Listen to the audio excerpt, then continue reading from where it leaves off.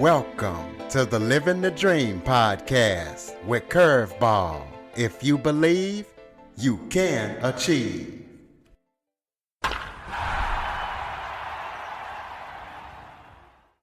Welcome to the Living the Dream with Curveball podcast, a show where I interview guests that teach, motivate, and inspire.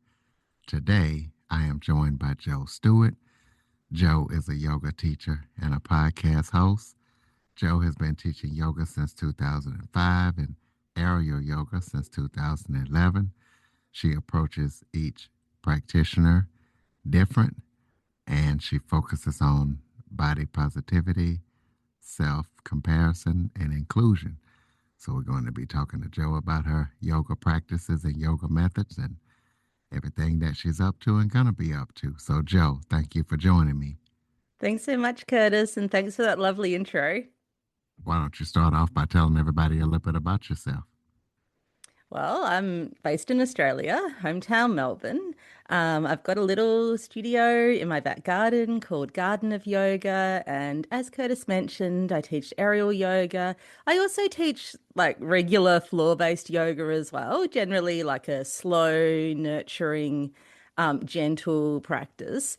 And I've actually just written a book called Eight Limbs of Aerial Yoga, Adapting Practice for Accessibility, Neurodiversity, and Physical Support, which is coming out in April. And as Curtis mentioned, I've been teaching yoga and aerial yoga for a while, and it feels like the book was this chance to kind of share everything I've learned as a teacher to hopefully help other people, whether they're practicing at home or whether they are also a yoga teacher, just looking for some ways to make the movement practice, but also the meditation and the mental health benefits of yoga more accessible for a really diverse range of people. Because I do believe these practices are for everyone, and that's my job as a teacher, to share them in a way that's really going to work for everyone who's there in my class. So, what made you want to get into yoga teaching? Well, I was lucky when I was a little kid. I started a painting class, and my painting teacher was also a yoga teacher.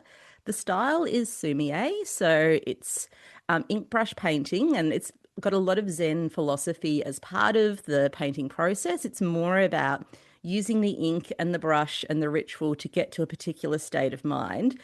Like, you will produce a painting as well, but that's almost secondary. It's like the meditation process. So I've kind of had that for a really long time, and I loved art, and I went to art school. But that's when it really shifted from just being a practice that's all about like enjoying the process to something that's got a lot of pressure attached to it. And I went to a yoga class, just random yoga class, to see if that would be helpful. And it turns out it really was. Like, it really helped me like calm down, get out of my own way, get back in touch with that creative flow. So I started going to yoga really regularly. And when I finished art school, I was looking for another job that I could do alongside making art, not necessarily a 9 to 5, something that would take up less time, but also be fulfilling, like be something that I really believed in. And so I went to yoga teacher training to become a yoga teacher. And just along the way, I realized that I think my life would be more fulfilling and easier as well. Because like being an artist full time is a hard life. If I really shifted focus to like focus on yoga and on being a yoga teacher and to do art for fun rather than trying to make that my career or my vocation. Because I felt that teaching yoga actually tapped into a lot of the same stuff that I loved about art. So that's where I'm at, and I do get to feel like I can be creative both in terms of the movements that I put together, but also the ways that I can share things that meet the needs of a lot of different people who might be in the same group together, and give everyone that space to figure out like what is going to work for them. Well, talk about aerial yoga. What is aerial yoga, and how can it support women throughout all phases of life? So, if you've been to the circus and seen the aerial silks, the two bits of fabric that hang down from the ceiling, imagine just one of those and it loops at the bottom. So both ends attach up to the ceiling, and the bottom loop can either hang at about hip height or you can bring it lower to the floor, like knee or ankle height. And depending on where the fabric is, you might hold on to it with both hands to support balance. So that's great for people who might be older, who might be recovering from an injury or a different condition that means that they just need a bit more support and stability as they work on balance. So good for people who've got any bone density issues, for example. You can still hang upside down, so you can do some moves that feel quite supportive, but maybe seeing them might look like a little bit more of a circus move than a yoga move. I feel like what makes it yoga is the inner experience of the practice. So, hanging upside down as an inversion can have physical benefits, can feel like a really great decompressing feeling for your back, but also it can have a lot of mental benefits as well. Like, even just putting yourself out of your comfort zone and trying something new can be a really powerful experience. It can be really empowering. You see the world from a different perspective when you see it upside down. So, that can be good to like shift you out of whatever has been going on, because when you're doing something that feels so immersive, it can be a moving meditation. You can just be in that state of connection with your mind and with your body. And then there's also the restorative height poses, and they can be great if you are feeling depleted, if you're feeling exhausted, if you're experiencing hip pain and back pain. A lot of the restorative moves can be super soothing for that. If you've practiced yoga with a bolster, like a pillow that goes underneath your hips or underneath your upper body, the hammock takes that place. So you might suspend the legs and the hips and gently sway, and that can feel amazing for the lower back. Or you might tuck the hammock underneath the back of your chest, and that can be a beautiful opening stretch for the upper back. So I feel like the power of the aerial hammock is it can meet you where you're at. So no matter how old you are, and this applies to all genders, but especially if you have a menstrual cycle, if you're going through perimenopause or menopause, you can feel really different each day. Your energy levels can fluctuate, your pain levels can fluctuate. You can feel a lot of different emotional stuff coming up. And I feel like that's the power of the hammock. It can just meet you where you're at.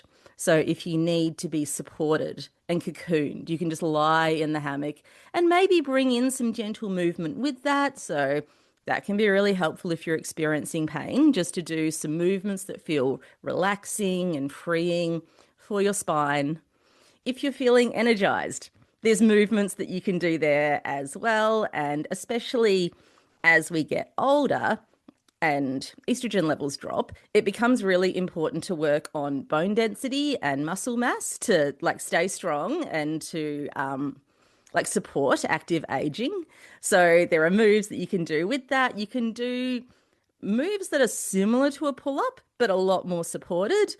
Any move where you're holding the fabric with your hands, you can introduce a focus on grip strength by stretching it apart. And like grip strength is a really functional biomarker. Like it's one of the things that they test just to see how people are at as they're getting older. And it tends to correlate that if your grip strength is strong, a lot of other things are also working well for you. And then there's also that chance to feel free as you move in the hammock.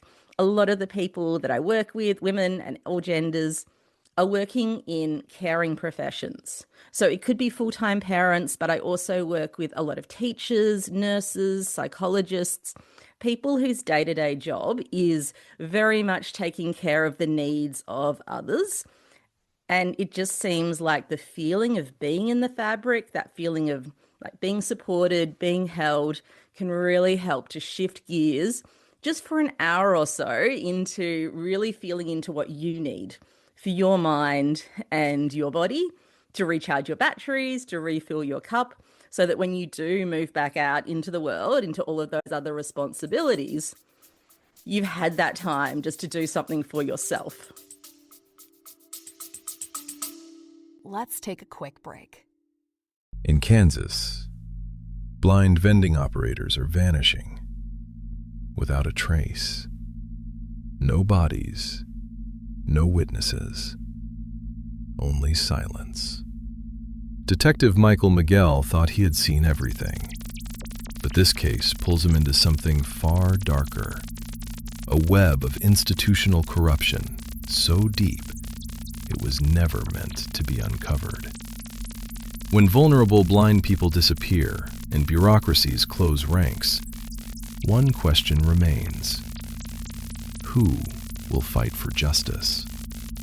As Miguel digs deeper, he uncovers a conspiracy reaching the highest levels of power, a system that exploits the very people it was designed to protect. The truth is buried in paperwork, hidden behind closed doors, guarded by those who have everything to lose. Some conspiracies hide in plain sight. This one hides in the dark. Iron Cane Media presents The Blind Conspiracy, written by Mikhail Battles Sr., available now on Amazon.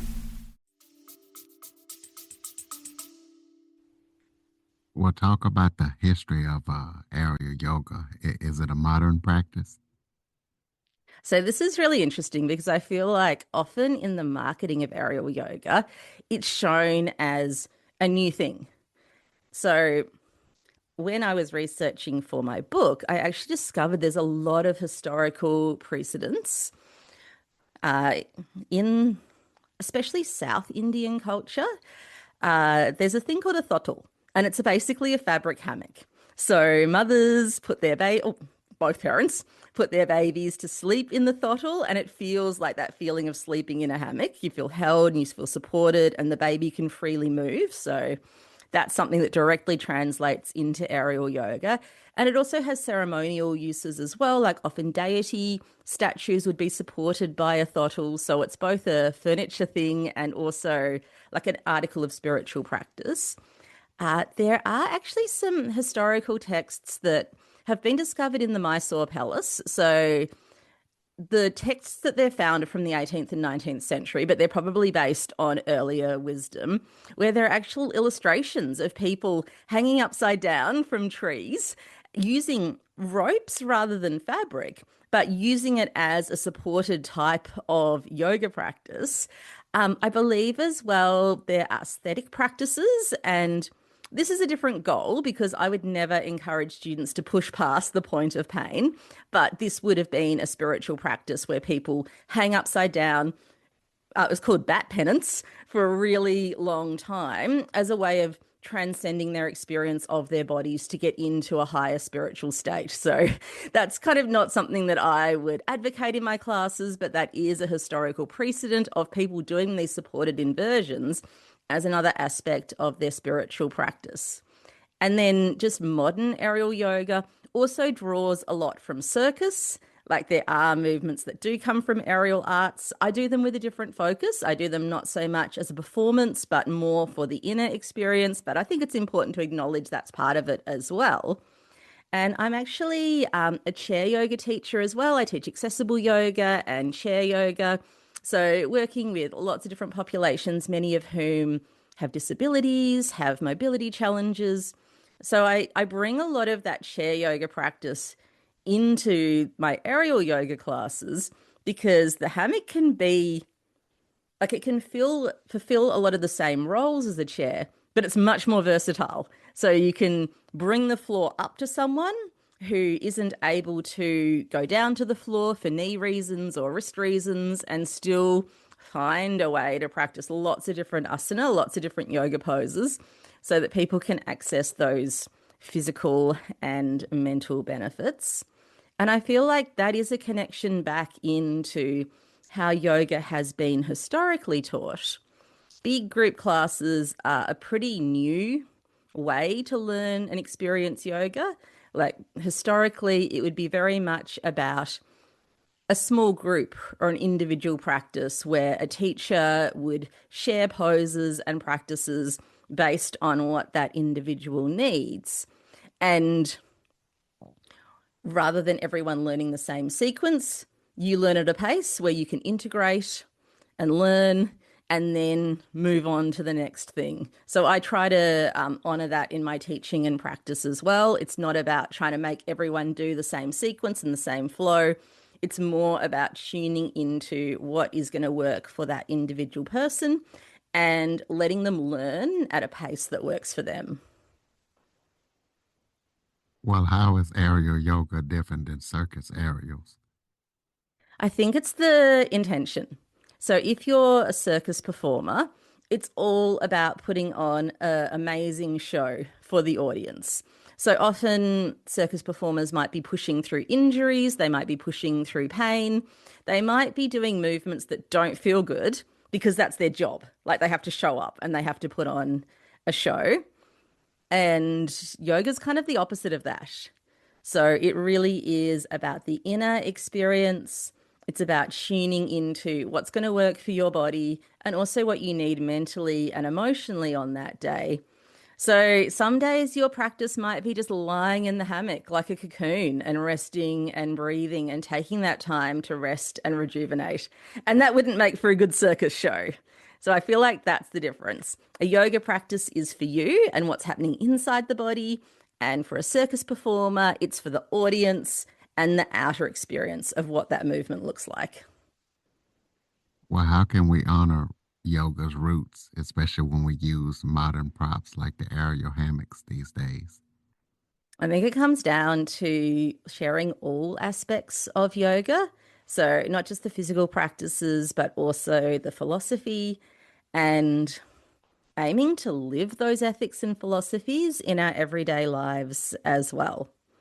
I think it's also about honoring South Asian teachers, present and historical, the source of this wisdom that we share, and crediting them to not take that knowledge, like I'm a white person, to not take that knowledge as my own, but to really honor where it comes from and that continued history and to treat this practice with respect and with reverence. It's not just a workout. Well, what are the most common misconceptions that you see or hear about aerial yoga? That you have to look a certain way to practice it. So often, if you search for aerial yoga on Instagram, you would see people who look like circus performers. So young, super flexible, thin, doing impressive movements and flows and tricks. And that can be a part of aerial yoga. And I'm not saying you shouldn't be practicing aerial yoga if you look that way. But I feel like the real magic of this practice is actually how it can make the movement more accessible because it's so adaptable. So in my book, I really wanted to reflect that with the models who were students of mine. So one of my models is 75. Shout out to Maggie. Another person also shared their experiences practicing in a class in a bigger body and how aerial yoga really helped them make friends with their body and move in a way that feels right for them. So, shout out for Wendy. Thank you so much for sharing your experience.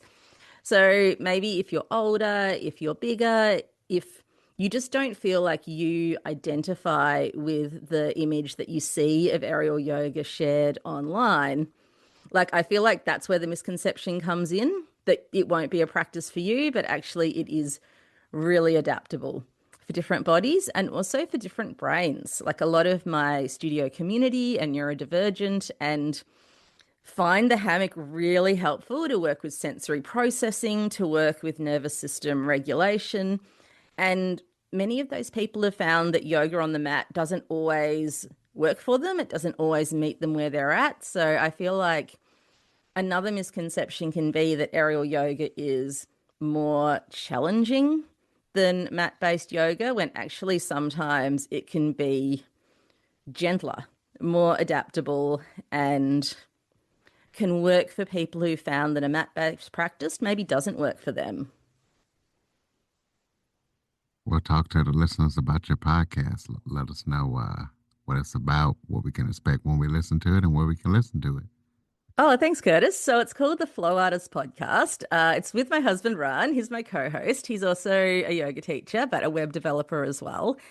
And we do talk to a lot of yoga people, but We talk to everyone who inspires us. So we talk to authors, activists, people we know from our local community. I've had the chance to talk to a lot of authors of some of my favorite yoga books, which has been amazing. It gives you a forum to reach out to these people who you admire, who inspire you, and to essentially have like a masterclass with them where you can ask them about your work, their work, you can ask them all the questions that might have come up for you. Anytime that I go to a yoga teacher training or workshop, I am always the person who has the most questions in the room. And that's even holding back some questions because I don't want to be obnoxious and take up too much time in that workshop where people are here to learn from someone else. But the podcast is this forum where I can ask all the questions and also like highlight people who I think are amazing and share their work with the world. Well, tell us about any other upcoming projects that you're working on that listeners need to be aware of. Oh, thanks. So my book's coming out April 21. Like I mentioned, it's called 8 Limbs of Aerial Yoga, Adapting Practice for Accessibility, Neurodiversity and Physical Support. It's available at all the like major retailers, or I would love it if you went to your local independent bookstore and asked for them to order it in. My goal is that it is for aerial yoga teachers who want to make their practice more accessible for different people, who want to bring in the philosophy, but also for people who maybe want to, well, a lot of people have already bought an aerial yoga hammock from the internet and aren't sure what to do for it, what to do with it. So giving them the tools to be their own teacher.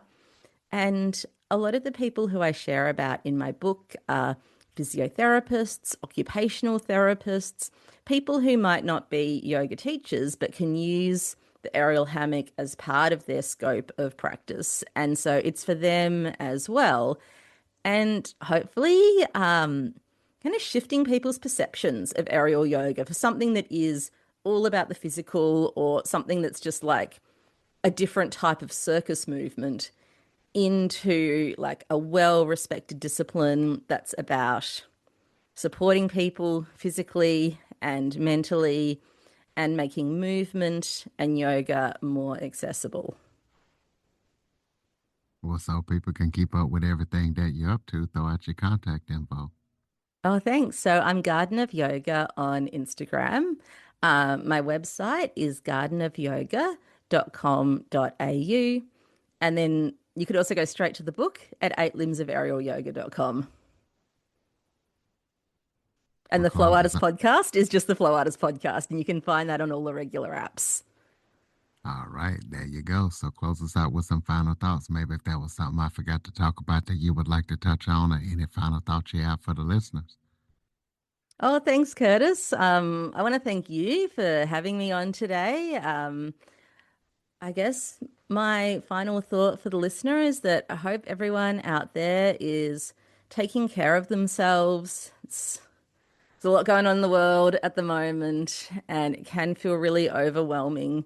So I hope people have practices that they can turn to support them so that they can get what they need, and then give them the energy and the clarity to give back to the world, to make positive change, whether that's supporting someone close to them in their community or beyond that, because I think that's what we need right now. I think we need these ways to take care of ourselves and each other. All right, ladies and gentlemen, gardenofyoga.com.au. Please be sure to check out the website and the podcast and pick up the book when it comes out here in just a few weeks. And follow, rate, review, share this episode to as many people as possible. Let them know about the benefits of aerial yoga. And also, I would like to let you know about the benefits of visiting www.curveball337.com, where you can leave a review, you can follow the show, and if you haven't done so, you can sign up for the newsletter and keep up with all things Living the Dream. Thank you for listening and supporting the show. Make sure you share that website and the show to everybody you know. And Joe, thank you for all that you do in the yoga space, and thank you for joining me. Thanks so much, Curtis. For more information on the Living the Dream with Curveball podcast, visit www.curveball337.com. Until next time, keep living the dream.